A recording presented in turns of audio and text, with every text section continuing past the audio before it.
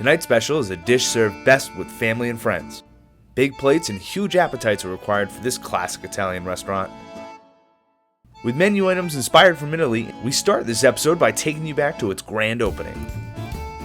Let's check out Bella Sarno. So Leo, we were here for your grand opening.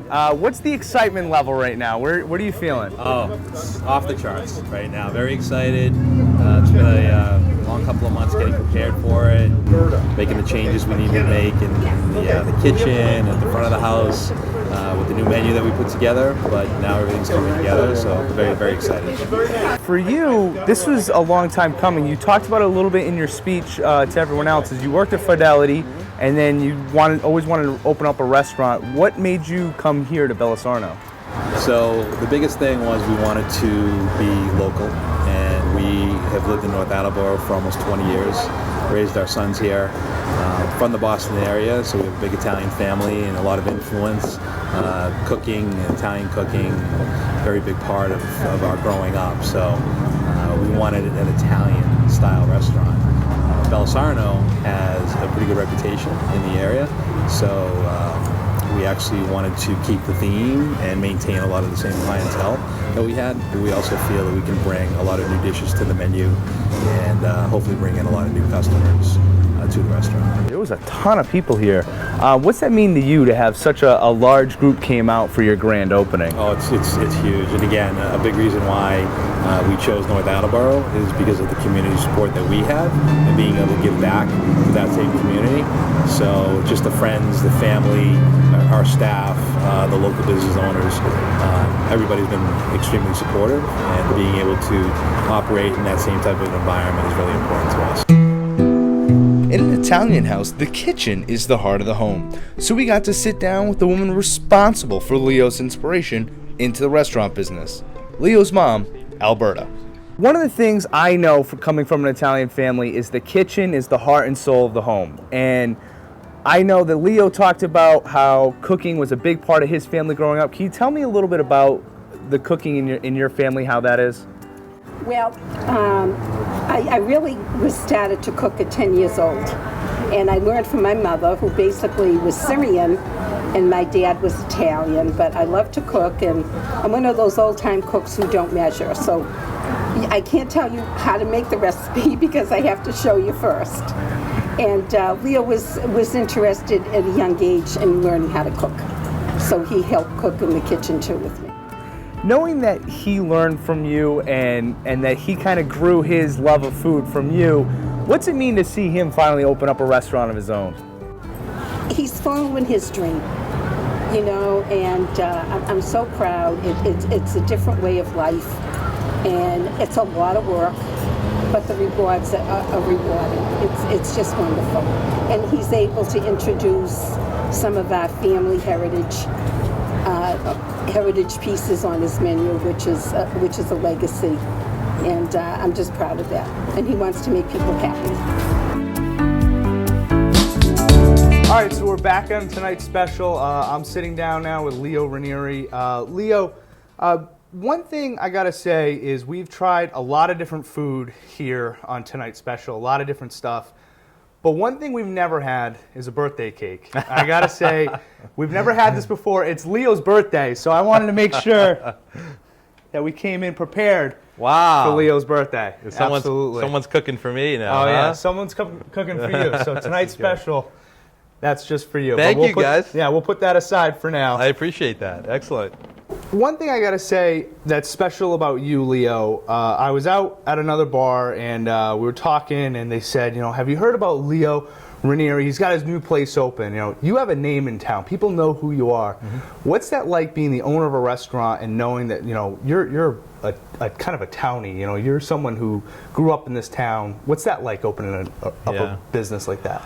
It's fantastic. One of our goals when we wanted to open up a restaurant was to do so in town or as close to North Attleborough as we could.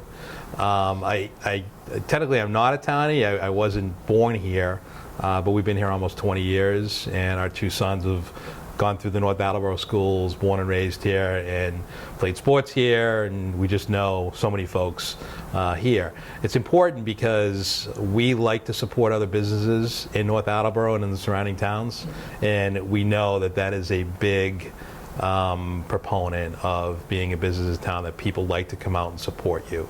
So once the opportunity came up to go into Bella Sarno, being a local place, we felt that it was the right opportunity for us. And that support, we showed already in this show the clips of opening day.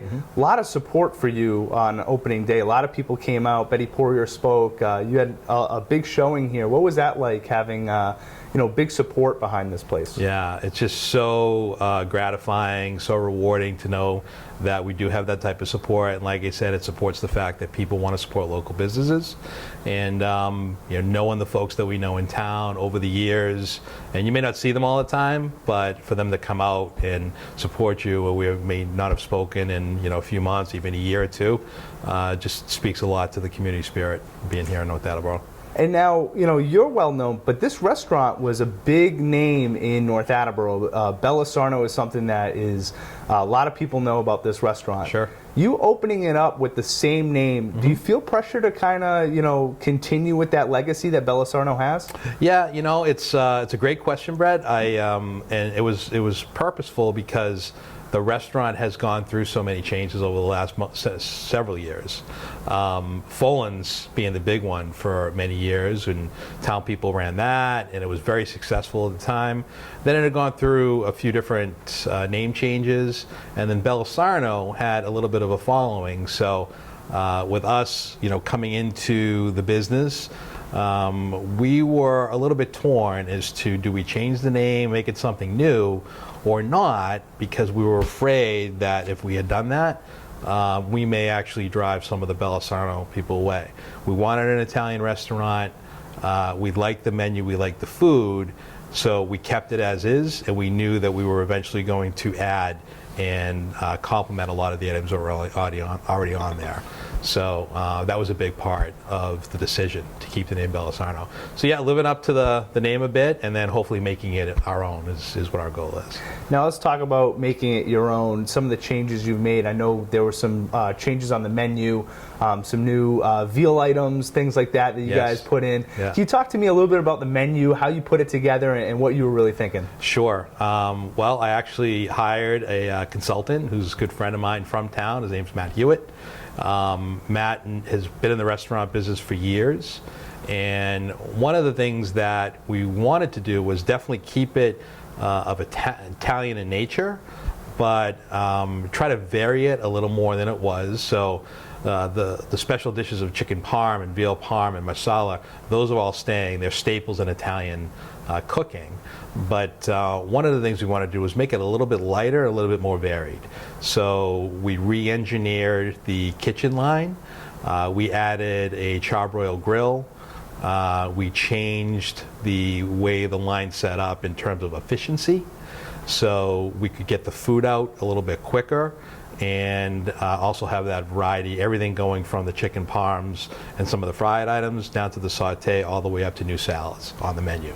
So now that we have the grill, we've been doing a lot more steak dishes, a lot more grilled seafood, a lot of different salads are on the menu, just to keep it a little bit lighter for the summertime.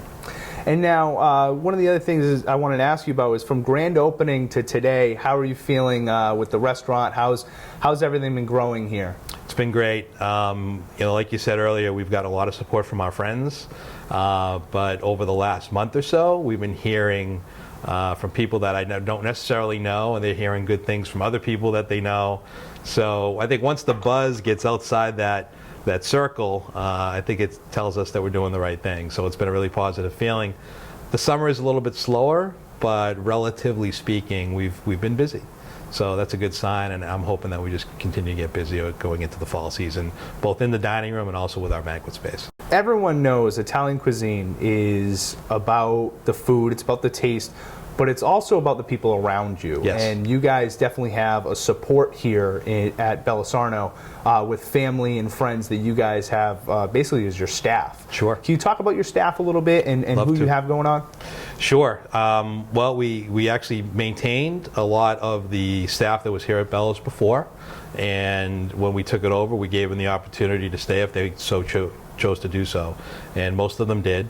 But yes, in addition to that, we do have a lot of family members. So I have my sister, who's actually working on the bar a couple of nights a week. She's a professional bartender by trade. She's done it for a number of years, so wanted to bring her in. My brother helps out in the kitchen when he can. He and I have a lot of cooking experience together. And then my two sons are working diligently. So my son Anthony works on the bar. He's a server. Works the banquets, also busboys when he needs to, so it kind of does a little bit of what we need.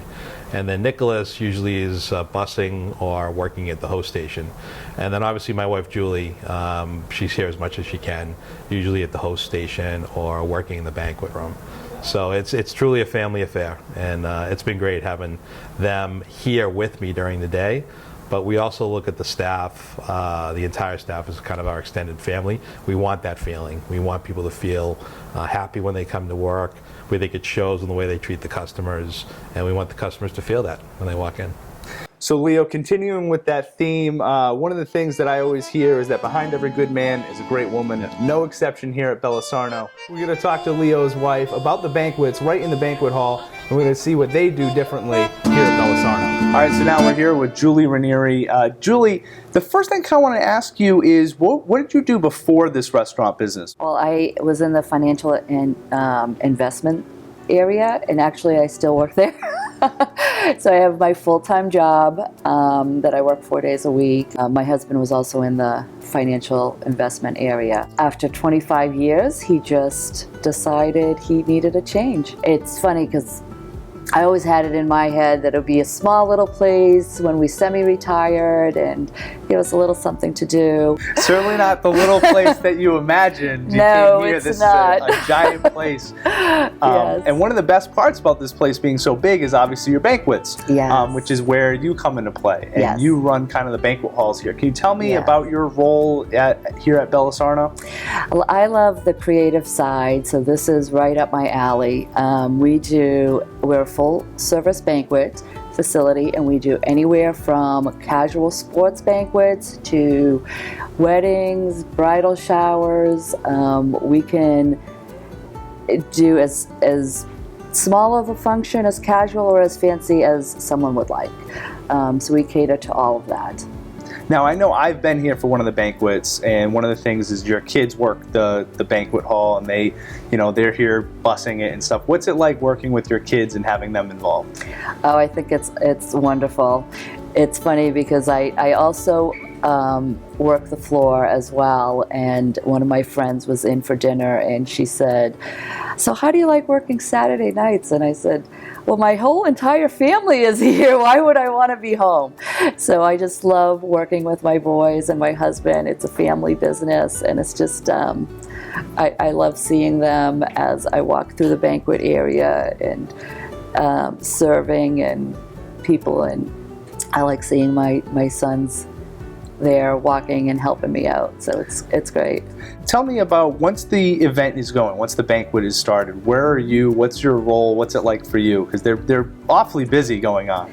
Yes, they are. My role is really to walk around and make sure everybody has what they need, that everything is running smoothly, the food is out on time, that everything is fresh, warm, that everything is on schedule, and basically that everybody's having fun and happy. What's the food menu like when you guys do a banquet? People always wonder, one thing is, you get that banquet food might not be as good as the restaurant food, but what do you guys offer as the banquet?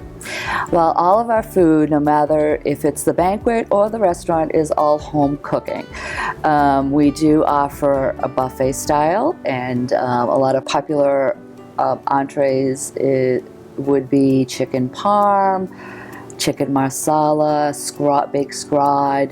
We could pretty much do any entree that's coupled with a penne pasta, potato and vegetable. We can do a plated entree, anywhere from prime rib to basically anything that the customer wants. Well, it sounds like the perfect place to have an event or Yeah. a party. I think so. All right, so we're in the kitchen now. I'm with Leo and his crew, and we're going to start cooking back here with what every great meal starts with, and that's an appetizer. Great. So what we're going to prepare is arancini. It's Italian. It's a rice ball, basically. And this is also a dish that originated in Sicily many centuries ago. And a lot of times you'll see it with like a bolognese or a meat mixture. There are a lot of different variations to it. Ours is a little bit different. So ours starts with arborio rice. So that's a pretty common element in arancini. We also include spinach in here as well as mozzarella cheese. And the filling is nice and rich and nice and sticky from the arborio rice. So we'll have Byron actually prepare how we do it. To make the arancini balls, Byron will hand roll the mixture, similar to that of a meatball. This app is a light and moist treat with crispy outer crust and melty center. To get that, they dip them in flour and an egg wash, then into a coarse crumb coating. Why a coarse crumb coating? But the crumb doesn't burn. So by using a coarser breadcrumb, you get that nice, light, golden brown color, and it won't get too dark, too brown, too crispy. Byron then fries them to achieve a light crust on the outside and melty cheese center. This is our Italian arancini rice balls. That looks great. Right. One thing I knew about coming here was I was going to be fed well, you know? So I want to get into some of these and looking for the great presentation here. You can just see how melty all that is in there.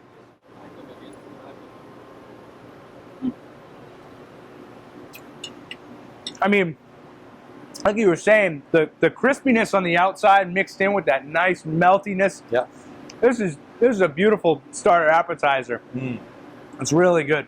Really good. Great. Everything from scratch, homemade, right from the get-go. All right, so now that we have the appetizer all set and ready to go, we're with Carlos. Carlos, you're setting up a jambalaya for us. So let's talk about the ingredients that are going into this. Okay, the first thing we're going to use is a lot of seafood, guys. The shrimp, salmon, sausage, calamari, scallop, scrot, and mussels.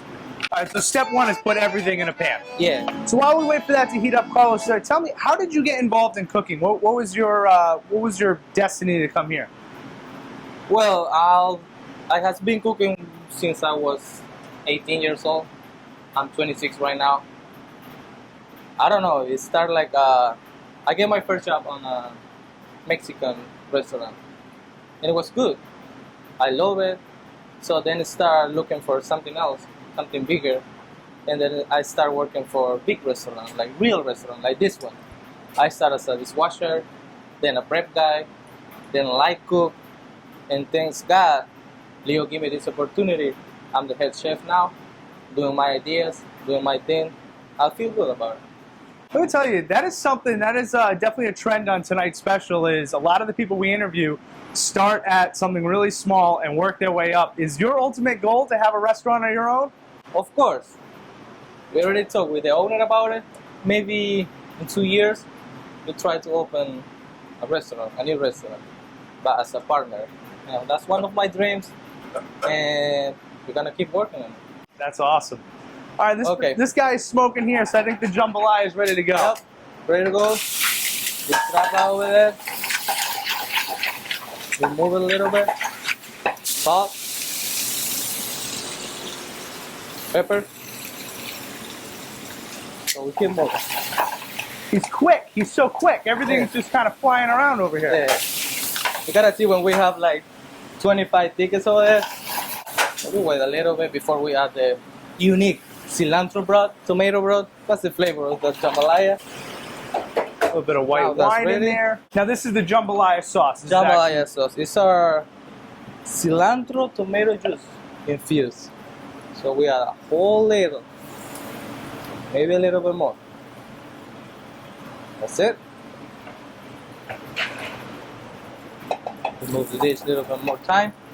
And then we gotta cover it up. And now what's that gonna do for us when we cover it up? So that's gonna make the seafood cooks through faster, but we need to serve food really quick over here. The mussel is gonna open, the broth is gonna be reduced, So that's what we need right now. So it takes like 2 minutes, 3 minutes. So after that, I'm gonna show you how we serve. So Carlos, one thing I noticed is that what we're doing here is we're going from jambalaya to a pie plate, which isn't really, that's not normal. So tell me, why do we do a pie plate here at Bella Sarno? Well, we use a pie plate because first thing is a lot of seafood.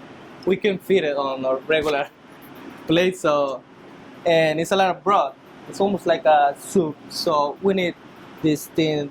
That way the people look all the ingredients on it. You know, the shrimp, the scallops, the salmon. That way we use this, and that way we keep it unique. That's how we are on Bella Sarno. So I like the twist that you guys brought to this. It's nice. Okay, we're gonna serve it right now. So this is done. We start with the masses. Shrimp. Oh, this is a seafood lover's dream right now. Yes, sir. It's one of our famous special dishes. People love it. Make the shrimp look good. We make some space for the rice. Boom. The rice sits right in the middle like that. Yeah. Little garnish. Piece of lime. Why I put cilantro? Because our bread has cilantro. Little parsley to make it look Italian. And that's it. Our Italian jambalaya. Why you don't try it? Try the bread. Oh, we're just gonna. This is why I like this guy. I knew I liked him. You know, we're getting right in there. So to go ahead and grab one of these Italian sausages. Careful, it's hot. Oh man, that is a good jambalaya. Carlos, that is perfect. Thank you, sir. Very nice, very nice.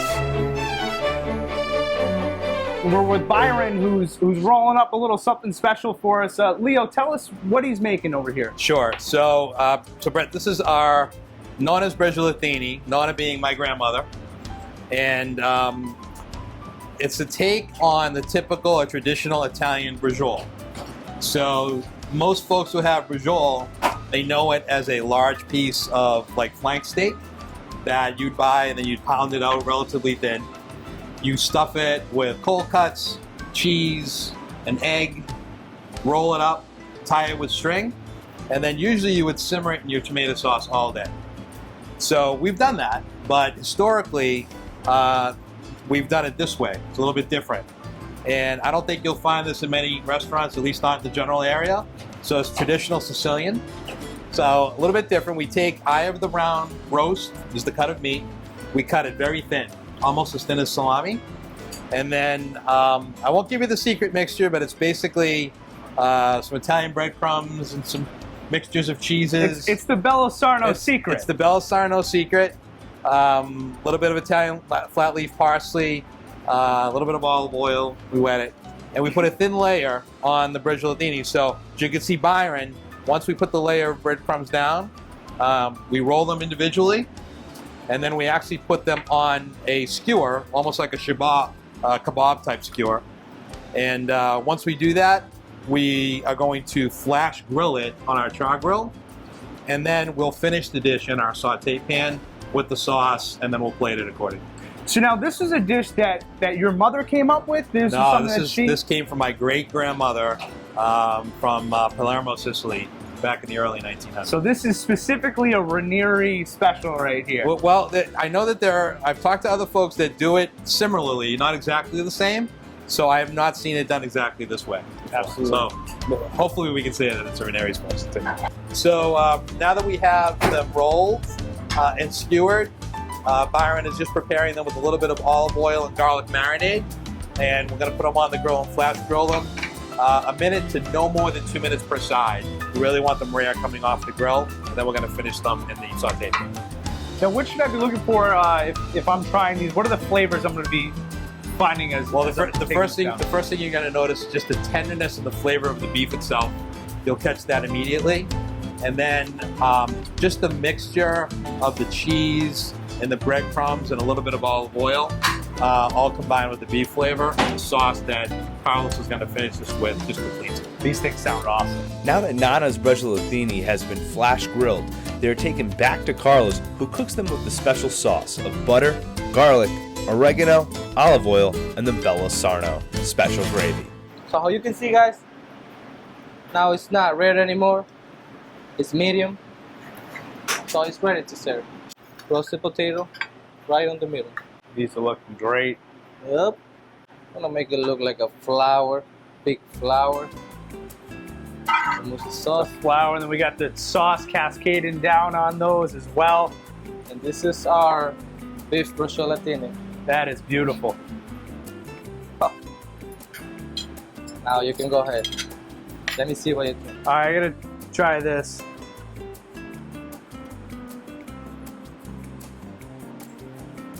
Wow. Just like Leo said, one of the first things that hits you is the cheese, the melty cheese in there, the breadcrumbs. This is delicious. This is amazing. This is something. If I'm coming back to You gotta try. Bella Sarno, this is something I'm getting on my plate. Great grandma knew what she was doing the day she made these. This is good stuff. This is awesome. That's good. The last dish Bella Sarno wanted to display for us was the chicken Venezia. This dish pays homage to the Bella Sarno of old, as it is a callback to their former menu. The chicken cutlet is tenderized, similar to that of their chicken parmesan. It is then prepared with Venezia sauce, which is a combination of ricotta, mascarpone cheese, and spinach. It is not done there, however, as it is topped with prosciutto and, what else, but fresh mozzarella. After, it is baked to melt the cheese and crisp the prosciutto. It is topped with a marsala sauce and served over pappardelle pasta. All right, well, Leo, we've seen a lot of what Bella Sarno can offer, and it's been nothing short of absolutely delicious. Thank you. Tell me, a little bit about what you've kind of displayed for us today. So, one of the things, like I said earlier, we definitely want to be an Italian restaurant. Obviously, that's our background and heritage. But we want to be a little bit more unique and be able to give our customers a little bit of a differential and a different taste and viewpoint. So we still have the chicken parm and the spaghetti meatballs and all the traditional Italian fare, but what we wanted to showcase today were things that we do have that are a little bit more unique and are going to keep our guests really happy and coming back and wanting to know what that next new thing is. So, and I think that's what we gave a little bit of a flavor for today. So with the jambalaya, this is not on our current menu all the time, but we run it as a special quite frequently. It's a very big summertime dish. People love seafood. The presentation is very unique. The flair on this was an idea really from Carlos with the seafood, and then I had added the Italian sausage, and he said, you know what, people love jambalaya. It's a southern dish, but with the Italian sausage, giving it that Italian flair, it's very unique to us. And people have been really enjoying this. As I said, the chicken Venezia was a Bella Sarno dish. It's been one of our favorites. Customers love it, and the unique presentation and the combination of flavors there is something we wanted to highlight and showcase, just to let people know that we're keeping a lot of the Bella favorites. And then lastly, with the bruschettina, we definitely wanted to bring in an influence from my background and our family. This is a favorite in the Raneri household, so even when we ask the kids what they want for their birthday dinner, it's not lobster or steak or pizza or lasagna. It's not as bruschettina, so we felt it only right to bring it into the restaurant and have it be a big part of the menu. And then the arancini, again, is just one of our favorite appetizers. A little bit of a unique twist on a classic with the spinach, the fontina, and the mozzarella cheese. Awesome. Leo, you've certainly going to have the Tonight's Special staff well fed today. Great. We want to thank you so much. That's been Tonight's Special. Make sure you catch us next time when we hit up another local restaurant here in North Attleborough.